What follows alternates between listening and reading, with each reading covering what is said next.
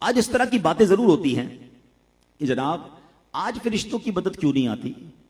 آج بھی تو مسلمان ساری دنیا میں پریشان ہیں، فلسطین میں ظلم ہو رہا ہے، دنیا بھر میں مسلمان پیسے جا رہے ہیں، مظلوم ہیں، زیادتیاں ہو رہی ہیں، اسلامو فوبیا پھیلا ہوا ہے۔ جناب آج اللہ کی طرف سے مدد کیوں نہیں آتی؟ پہلے ابابیل کے لشکر آ جاتے تھے، پہلے جناب جو ہے وہ فرشتوں کی مدد ہوتی تھی، آج بھی تو نبی پاک کا کلمہ پڑھنے والے ہیں، ہم بھی تو مسلمان ہیں، اب مدد کیوں نہیں آتی ہے؟ ہاں، دس از دا بیوٹیفل کوسچن۔ اب آئیے ہم اس کی طرف کچھ انشاءاللہ سمجھتے ہیں۔ پہلے ایک بات سمجھیے گا، اللہ کریم نے قرآن مجید فرقان حمید نے ان لوگوں سے کیا فرمایا تھا؟ وَلَا تَهِنُوا وَلَا تَحْزَنُوا وَأَنْتُمُ الْأَعْلَوْنَ إِن كُنتُم مُؤْمِنِينَ۔ اللہ فرماتا ہے اور تم ہمت نہ ہارو اور غم نہ کھاؤ، اگر تم ایمان والے ہو تو تم ہی غالب آؤ گے۔ There is only one condition۔ اللہ کی مدد کب آتی ہے؟ جب ہمارا ایمان مضبوط ہو جائے، جب ہم ایمان والے ہو جائیں۔ ہاں، بڑی پیاری بات شاعر مشرق نے لکھی نا، ہماری تمام سوالوں کا جواب ایک ہی شعر میں انہوں نے دے دیا۔ فضائے بدر پیدا کر فرشتے تیری نصرت کو۔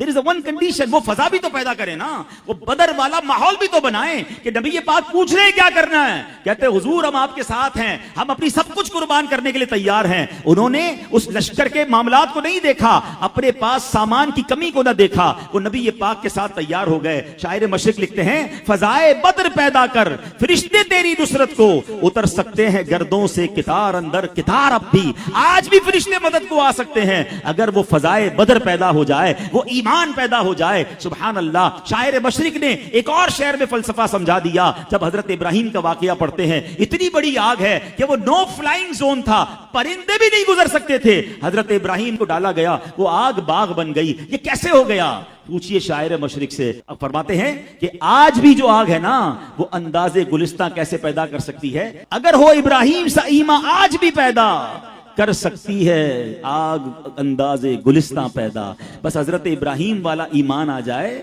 آج بھی آگ باغ بن سکتی ہے، آج بھی ہمارے لیے بڑے بڑے مسئلے حل ہو سکتے ہیں۔ پرابلم یہ ہے وہ ایمان نہیں ہے۔